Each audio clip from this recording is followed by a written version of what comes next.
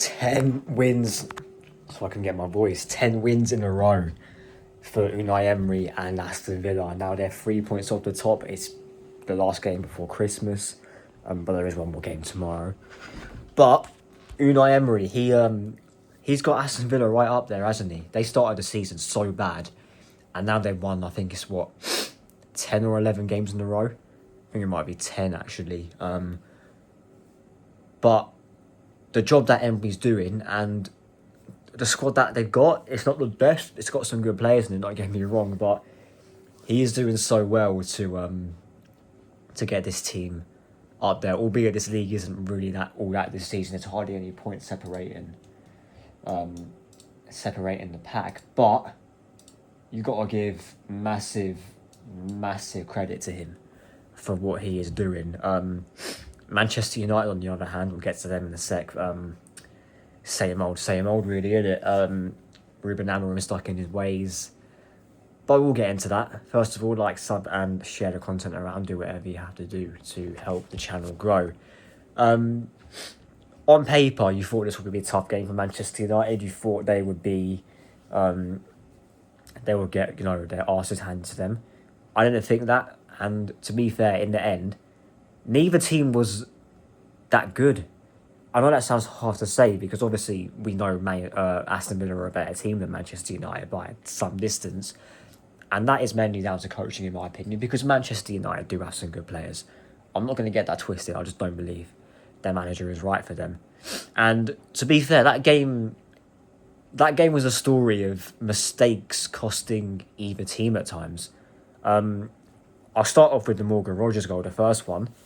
Very good finish. Don't get me wrong, but in my opinion, I think it was Yoro who didn't engage him properly, left him on his inside, and he was able to just wrap it. Very good goal. And the thing is, he scored the exact same goal after. And the problem is, you can't just blame Yoro, although he is mainly at fault. The fact that, number one, Man United's midfield was so open at times. That is what happens when you play a 2 in midfield in the Premier League that are so wide open.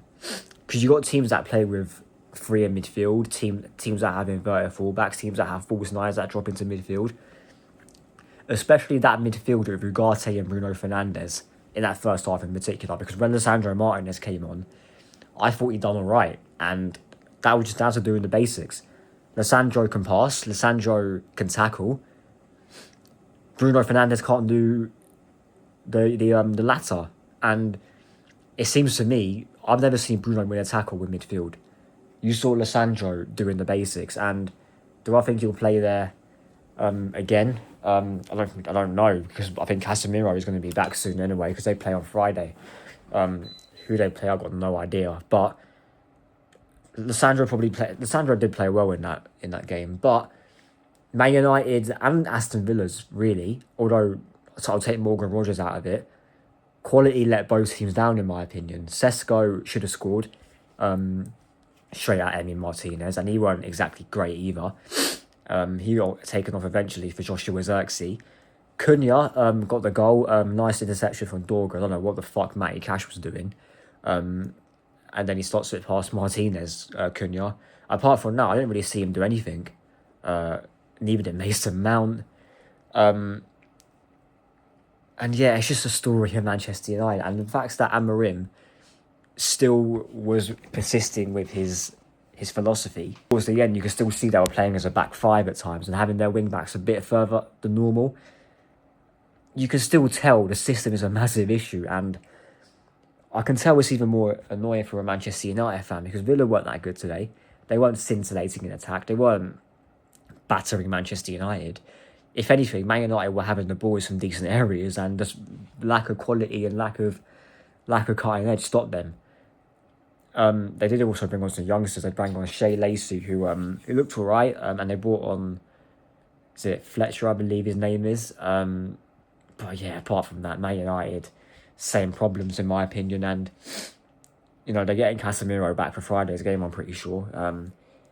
That will maybe improve their midfield a bit, although, like I said, Lisandro played really well. But same problems, no quality in their team at all. And Aston Villa didn't even have to play well, just 2 wonder strikes from from Morgan Rogers and the exact same goal pretty much. But yeah, that is all there is to it really. Aston Villa 2, Man United 1. And yeah, Man United lose again, same more problems. Like, Southern, share, do whatever you have to do, and I'll see you lot in a bit.